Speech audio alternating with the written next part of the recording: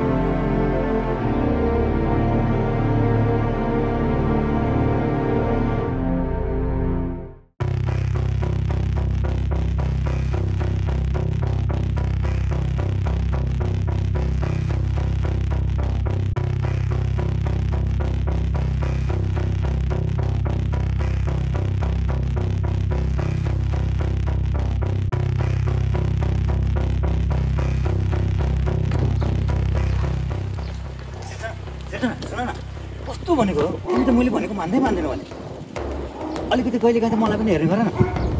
सिर्जना सुन न, आज तिमीले पनि मैले भनेको मान्नै पर्छ। मैले तिमीलाई यति माया गर्छु यार, कस्तो तिमी कुरै बुझ्दिनौ भने। हेर राकेश, तिमीले सधैँ यस्तै गर्यो भने म पुलिसलाई भनिदिन्छु। सिर्जना सिर्जना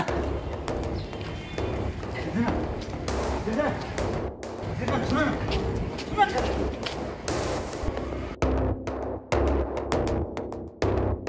सिर्जना मलाई प्रहरीको धम्की दिएको?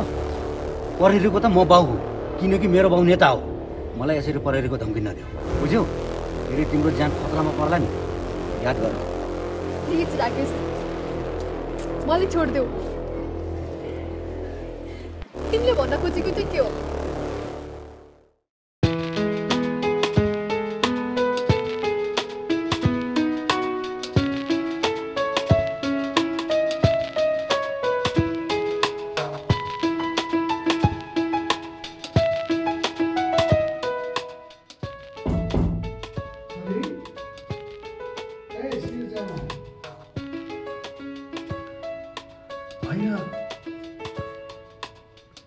आज त कलेज गइनस् क्या छोरी? बाबा, म अबदेखि कलेज जान्न। अनि के भन्छस् त छोरी? यस्तो दुःख गरेर पढाउँदैछु, यस्तो नभन्न। त्यसै जान्न। होइन छोरी, तेरो फिस पनि मैले बुझाएकै जस्तो लाग्छ। कि कसैले हकार्यो तँलाई? कि सरहरूले गाली गर्यो हो? होइन बाबा, यत्तिकै जान्न। त्यसो नभन् छोरी, मैले त पढ्न पाइनँ हेर, दुःख थियो, अझै पनि दुःख छ। दुःख गरेर भए पनि तँलाई पढाउँछु। मसँगैको साथीहरू पढेर कस्तो सिडिओ भएको छ, कोही ठुल्ठुलो पुलिस जर्नेल के हो कर्नेल भएको छ।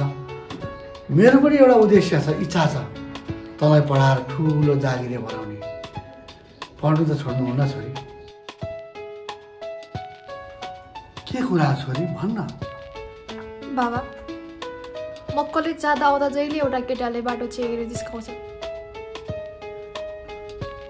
मसँग लभ गर भन्छ,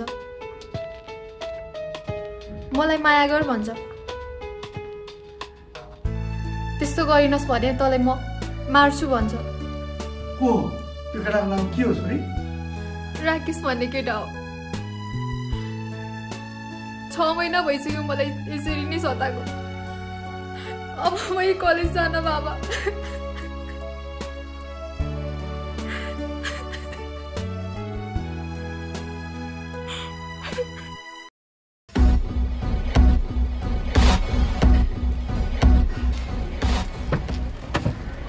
अरे सिर्जना कति ढिलो गरेको यार, मैले हेर न कति भयो तिमीलाई पुऱ्याएको। आऊ गाडीमा बस्नु। मलाई बस्नु परेको छैन तिम्रो गाडीमा।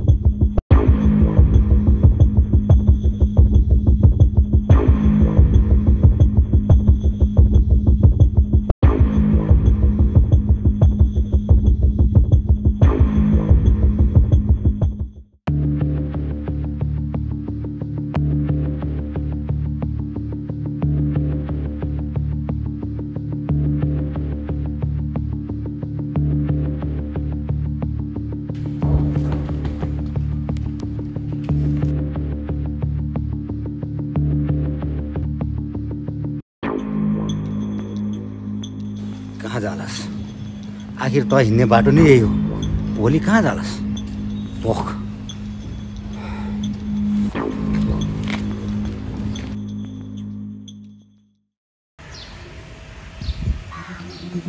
होइन, कहाँ गएछ यार? यति बेलासम्म त आउनु पर्ने।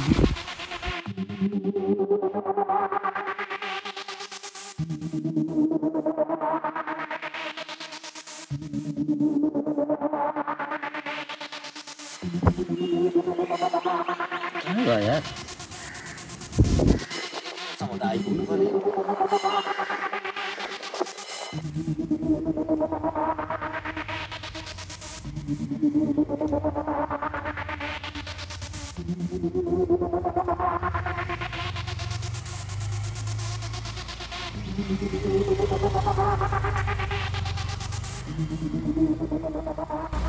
राकेश बाबु,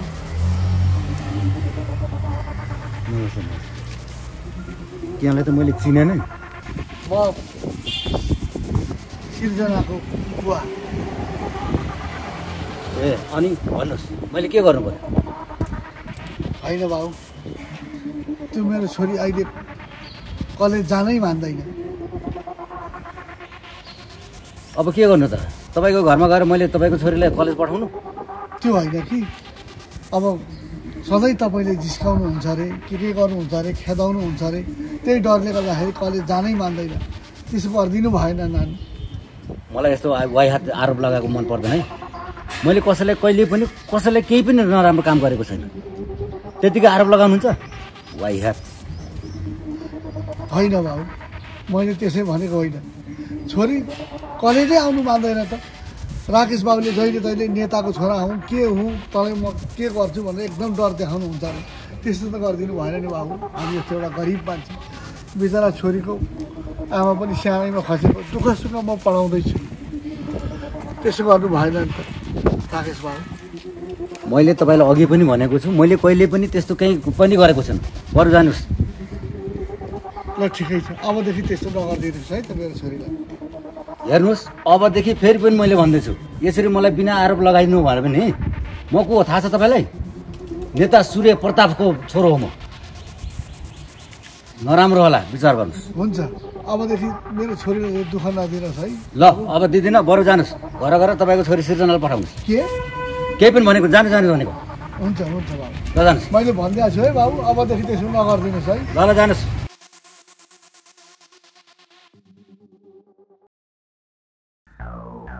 सिर्जना छोरी ओइ के शान्ति के हो ल छोरी लुगा कपडाहरू सबै फालेर हेरेँ निदाउनु पनि के साह्रो निदाउँछस् है म काम गर्छु थाक्छ ल झोलाहरू किताबहरू सबै ओइ उठ छोरी छोरी ओइ छोरी सिर्जना ए छोरी सिर्जना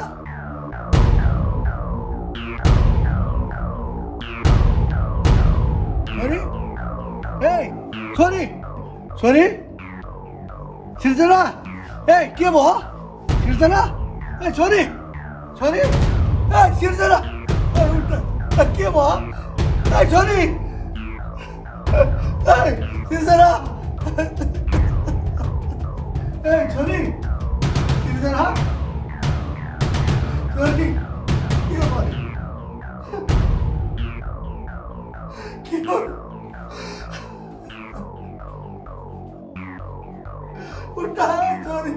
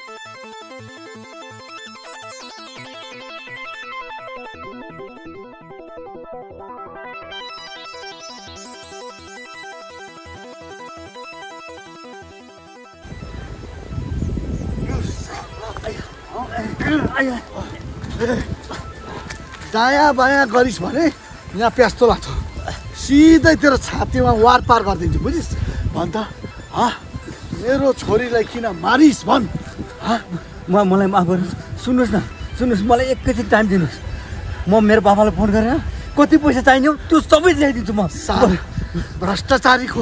भ्रष्टाचारीको छोरा मैले तँलाई कति अनुरोध गरेँ मेरो छोरीलाई त्यसरी नगर भनेर आज मेरो छोरीलाई मार्ने बाध्य गरेको छैन तैँले अब तँलाई पनि पहिले जानेको छु दायाँ माया गरिस् कि म हान्दै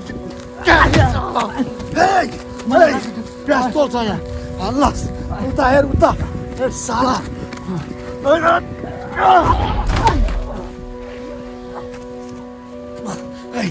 प्याज तोल्छ प्याज तोल कसको फोन फोन होइन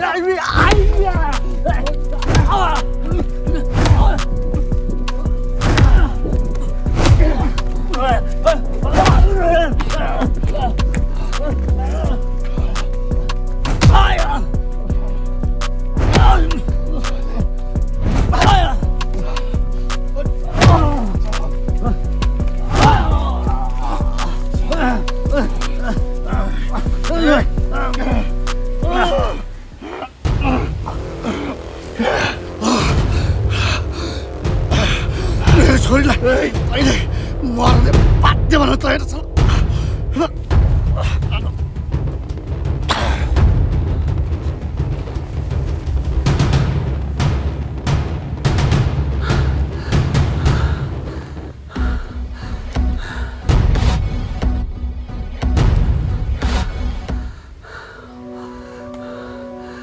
तपाईहरु पनि सुन्नुहोस् हाम्रो निर्दोष छोरीमाथि यसरी मर्न बाध्य बनाउने नरपिशाचहरूलाई यसै गर्नुपर्छ यस्तै सजाय दिनुपर्छ सबलाई चेतना भयो